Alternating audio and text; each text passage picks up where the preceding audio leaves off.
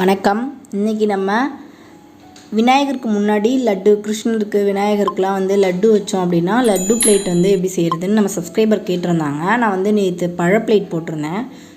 அதை பார்த்துட்டு லட்டு வந்து எப்படி போடுறது அப்படின்னு கேட்டிருக்காங்க. ஸோ அவங்களுக்காக வந்து நம்ம லட்டு பிளேட் எப்படி போடுறதுன்னு பார்க்கலாம்.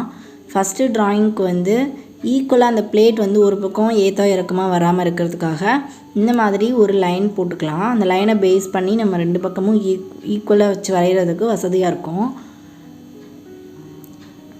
இந்த மாதிரி லைன்ஸ் போட்டுட்டு ஈக்குவலாக ரெண்டு பக்கமும் மெஷர் பண்ணிக்கிட்டு கர்வ் போட்டுக்கலாம். எவ்வளோ பெரிய பிளேட் நமக்கு வேணுமோ அந்த அளவுக்கு நம்ம வரைஞ்சிக்கலாம்.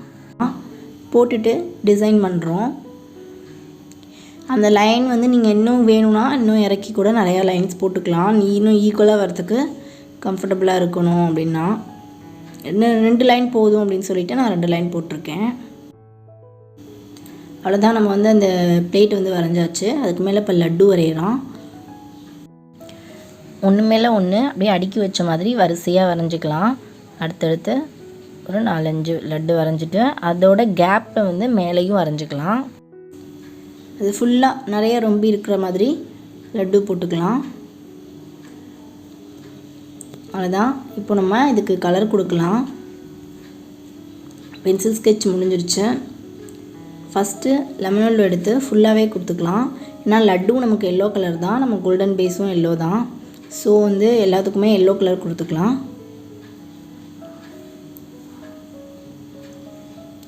கொடுத்தாச்சு. இப்போது நம்ம ஷேடிங்ஸ் கொடுக்கலாம். ஃபஸ்ட்டு பவுலுக்கு வந்து கோல்டன் எஃபெக்ட் கொடுத்து முடிச்சிடலாம். நம்ம எப்படி நம்ம பழத்தட்டு கொடுத்தோமோ அதே போல் தான் வந்து இந்த லட்டு தட்டுக்கும் நம்ம கொடுக்கணும். அதிலலாம் வந்து லட்டுக்கெலாம் வந்து ஒரு ஹாஃப்க்கு மட்டும் எடுத்துக்கலாம். இப்போ நம்ம கொடுக்குறப்ப வந்து ஒரே எல்லோவாக தெரியும். நம்ம ஃபைனலாக பார்க்குறப்ப உங்களுக்கு ரெண்டுக்கும் டிஃப்ரென்ஷியேட் பண்ணி காட்டுவேன். நீங்கள் ஸ்கிப் பண்ணாமல் ஃபுல்லாக பாருங்கள், ஓகேங்களா? இப்போது ஆரஞ்சு கலர் எடுத்து குரோமிலோட லைட்டாக மிக்ஸ் பண்ணிவிட்டு அந்த ஷேடிங்ஸை வந்து பவுலுக்கு மட்டும் கொடுக்கலாம்.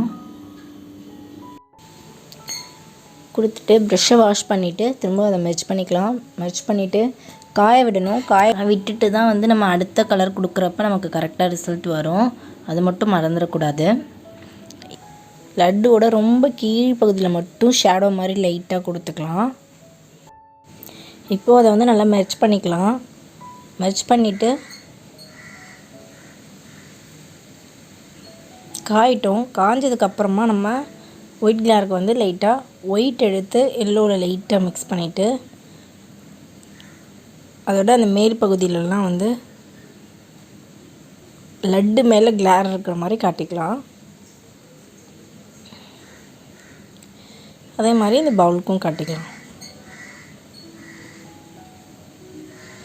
காஞ்சதுக்கப்புறம் மறுபடியும் கிரிம்சன் ரெட் எடுத்து லைனிங் கொடுக்கணும். நம்ம அதுக்கு முன்னாடியே அதுலேயே லைட்டாக தண்ணி கலந்துட்டு லைட்டாக ஆரஞ்சு அதில் மிக்ஸ் பண்ணிக்கலாம். மிக்ஸ் பண்ணிவிட்டு ஃபைனல் ஷேடிங் வந்து கொடுத்துட்டு அதை வந்து ப்ரெஷ்ஷை வாஷ் பண்ணிவிட்டு நம்ம கொடுத்துருந்த ஷேடிங் எல்லாத்தையும் மெர்ஜ் பண்ணி விட்டுக்கலாம். மெர்ஜ் பண்ணி விட்டோம்னா நமக்கு அந்த கோல்டன் கிளார் வந்து நமக்கு கிடச்சிரும் பவுலுக்கு. இப்போ நம்ம வந்து லட்டுக்கு வந்து கொடுக்கலாம். லட்டுக்கு வந்து குரோம் எல்லோவில் லைட்டாக ரொம்ப கம்மியாக பிளாக்கை மிக்ஸ் பண்ணிவிட்டு இந்த மாதிரி லைட்டாக அப்படியே அந்த டார்க் ஷேடோ உள்பக்கமாக வந்து லட்டு இருக்கிற பக்கம்லாம் வந்து கொஞ்சம் டார்க் தெரிகிற மாதிரி கொடுத்துக்கலாம். கொடுத்துட்டு அதையும் நம்ம ப்ரெஷ்ஷை வாஷ் பண்ணிவிட்டு மெர்ஜ் பண்ணிக்கலாம். மெர்ஜ் பண்ணிவிட்டு அது லைட்டாக காயிட்டும். காஞ்சதுக்கு அப்புறமா வந்து நம்ம ஒயிட் கிளார் கொடுக்கணும். அதுக்கு எல்லோவில் லைட்டாக ஒயிட் மிக்ஸ் பண்ணிவிட்டு அதையும் நம்ம கொடுத்துட்டு ப்ரெஷ்ஷை வாஷ் பண்ணிவிட்டு அதையும் நம்ம மெர்ஜ் பண்ணிக்கலாம். மெர்ஜ் பண்ணி விட்டதுக்கப்புறம் அதுவும் காஞ்சதுக்கப்புறம் திரும்ப நம்ம அடுத்து கொடுக்கணும். நம்ம காயாமலே கொடுத்தோம் அப்படின்னா வந்து நம்ம கரெக்டான ஷேடிங் வந்து நமக்கு கிடைக்காது. அதனால் லைட்டாக காயணும். ஃபுல்லாக காய விடாட்டி கூட நம்ம தண்ணி ஈரம் இல்லாத அளவுக்கு காஞ்சிக்கணும்.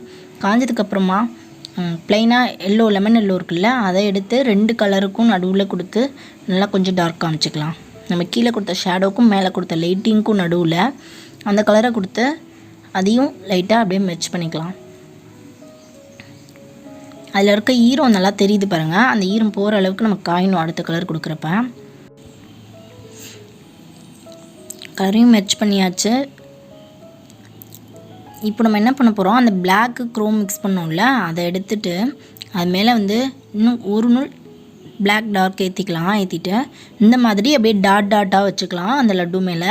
அப்போ தான் நமக்கு அந்த பூந்தி தெரிகிற மாதிரி தெரியும்ல, அதுக்காக வந்து அங்கங்கே வந்து இந்த மாதிரி டாட் மாதிரி வச்சுக்கலாம். அதில் டார்க் கலர் எடுத்துருக்கிறதுனால ஃப்ரண்ட்டு அந்த டாப் கார்னர் மட்டும் லைட்டிங் எடுக்கிற ஏரியாவில் விட்டுட்டு அதுக்கு அடுத்து கீழே உள்ளதில், ஏன்னா அந்த பூந்தியோட ஷேடோ தெரிகிற மாதிரி இது. ஸோ அது கீழே இருக்கிறதுலலாம் மட்டும் வந்து கொடுத்துட்டு திரும்பவும் அதுக்கு மேலே எல்லோ கலரில் ப்ளைனாக எதுவும் மிக்ஸ் பண்ணாத எல்லோ கூட திரும்பவும் டாட்டை வந்து மிக்ஸ் பண்ணி வைக்கிறேன் 2 கலரில். இந்த மாதிரி டாட்டஸ் வந்து அந்த லட்டு ஃபுல்லாக கொடுத்துக்கலாம். கொடுத்து முடிச்சுட்டு இப்போ நம்ம வந்து மேலே வந்து நல்லா கிளேர் வந்து இன்னும் கொஞ்சம் காட்டணும். நம்ம டாட்லாம் வச்சதுனால அந்த கிளேர் வந்து டல்லாகிட்டு, ஸோ திரும்பவும் வந்து பிரைட் பண்ணணும். அதுக்காக வந்து ஒயிட்டில் லைட்டாக எல்லோ மிக்ஸ் பண்ணிவிட்டு இந்த மாதிரி காமிச்சிக்கலாம். அது மெர்ஜ் ஆகிட்டு காய்ச்சதுனாவே ஆட்டோமேட்டிக்காக மெர்ஜ் ஆகிடும். அது மெர்ஜ் பண்ண வேண்டாம் தனியாக. அதுக்கப்புறம் அதுக்கு மேலே நம்ம இன்னொரு கிளேர் கொடுக்கணும். இப்போ நம்ம லைனிங் கொடுத்து முடிச்சிடலாம் ஃபுல்லாகவே பிக்சருக்கு.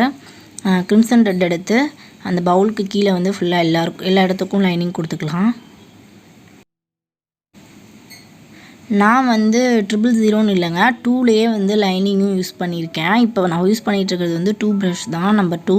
அதுலேயே வந்து டிப்பை வந்து கரெக்டாக எனக்கு அது கரெக்டாக அமைஞ்சிட்டுது அப்படின்றதுனால நான் அதுலேயே வந்து இப்போ லைனிங் ஒர்க்கும் பார்க்குறேன். அந்த டிப்பு நமக்கு கரெக்டாக இருக்குது அப்படின்னா நம்ம வந்து எந்த ப்ரஷ்லேயும் பார்க்க முடியும். எனக்கு இது கம்ஃபர்டபுளாக தான் இருக்குது. ஏன் அப்படின்னா நமக்கு பெயிண்ட் வந்து நிறையா லோட் பண்ணலாம். அந்த மாதிரி ப்ரஷ் ஹேர் வந்து நிறையா இருக்கிறப்ப பெயிண்ட் வந்து கொஞ்சம் நிறையா நமக்கு லோட் பண்ண முடியும். அதுவே வந்து 000ல் வந்து ஹேர் ரொம்ப கம்மியாக இருக்கும். அதில் நம்ம லோட் பண்ணுறப்ப நமக்கு நிறைய பெயிண்ட்டு லோட் பண்ண முடியாது. அதனால் எனக்கு இது ரொம்ப கம்ஃபர்டபுளாக ஃபீல் ஆகுது. அப்புறம் லட்டுக்கு வந்து லைனிங் கொடுக்கணும். அதுவும் வந்து பிளாக்கில் வந்து லைட்டாக எல்லோவையும் லைட்டாக ஒருனும் ஆரஞ்சை லைட்டாக மிக்ஸ் பண்ணிவிட்டு ரொம்ப கம்மியாக இருக்கணும். அது மேலே வந்து நம்ம லட்டு ஒவ்வொரு லட்டுக்கும் செப்பரேட் பண்ணி கொடுத்துக்கலாம். அப்புறம் கீழே இருக்க ஸ்டோனுக்கும் வந்து க்ரீன் கலர் ஆல்டர்னேட்டிவாக ரெட் கலர் எப்படி வேணாலும் அவங்களுக்கு பிடிச்ச மாதிரி கொடுத்துக்கலாம். ஆனால் ஸ்டோன்ஸ் எஃபெக்ட் கொடுத்தா நல்லாயிருக்கும்.